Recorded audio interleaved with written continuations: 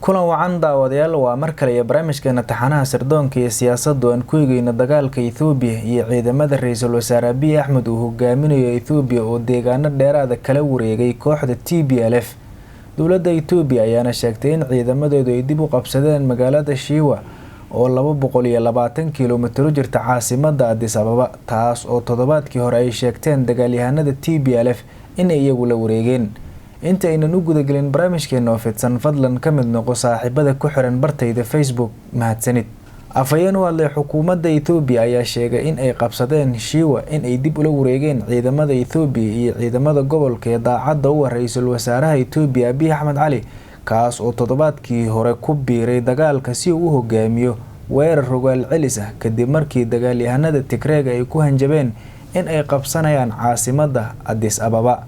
dowladda Itoobiya ayaa sidoo kale sheegtay gelinkii dambe Arbacada in ciidamadu ay sidoo kale dib u qabsadeen magaalada taariikhiga ah ee Lalibela ee ku taala gobolka Amxaarada, taas oo gacanta u gashay dagaalyahanada Tigreega bishii Agoosto. ciidamada taabacsan ra'iisul wasaare Abiy Ahmed ayaa la wareegay magaalada taariikhiga ah ee Lalibela iyo garoonka caalamiga ah ee Lalibela, ayaa lagu yiri bayaan ka soo baxay waaxda isgaarsiinta dowladda Itoobiya. ciidamada Itoobiya uu hogaamiyo Abiy Ahmed ayaana ku wajahan magaalooyinka taariikhiga ah ee Dise iyo Kombolsha, kuwaas oo ku yaala wadada muhiimka ah ee Addis Ababa. qorshaha ra'iisul wasaare Abiy Ahmed ee dagaalka ayaa ah in uu kala jaro wadada sahayda ciidamada ay u soo maraan TPLF, gaar ahaan Kombolsha, kuwaas oo u jira wax ka yar 76 kiiloomitir. haddii wadadan laga kala jiro sahayda u soo martay TPLF ayaana ah guuldarrada TPLF, taas oo u sahlaysa ciidamada Itoobiya in ay waqti kooban ku soo afjaraan. Abiy Ahmed oo ka soo muuqday furimaha dagaalka isagoo xiran dharka dagaalka ayaa waxa uu sheegay in ay muddo gaaban gudaheed dib ugu wareegi doonaan deegaanada maqan. ciidamada dowladda ayaana TPLF ku qaaday weerar 3 jiho ah.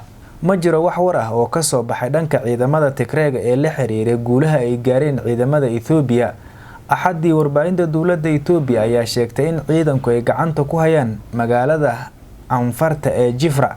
cabsi laga qabo in ciidamada Tigreega ay qabsadaan magaalada Addis Ababa isla markaana ay dagaal ka dhacaan ayaa keentay in Mareykanka, Faransiiska, Ingiriiska iyo dalal kale oo reer galbeed ah kuwaas oo u ololeeya TPLF in ay muwaadiniintooda ugu baaqaan in ay sida ugu dhaqsiyaha badan uga baxaan Itoobiya, maadaama ay isku dayo dhexdhexaadin caalami ah ay ilaa iyo hadda wax natiijo aysan ka soo bixin.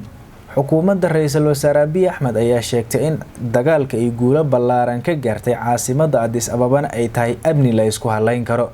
dowladda Itoobiya ayaana Mareykanka ugu baaqday in uu joojiyo wararka been abuurka ah ee la xiriira dagaalka Itoobiya. dhanka kale, wasiirka arrimaha dibadda Shiinaha Wang Yi oo booqasho ku tagay dalka Itoobiya ayaa sheegay Shiinuhu wuxuu ka soo horjeedaa faragelin kasta oo lagu sameeyo arrimaha gudaha dalka Itoobiya.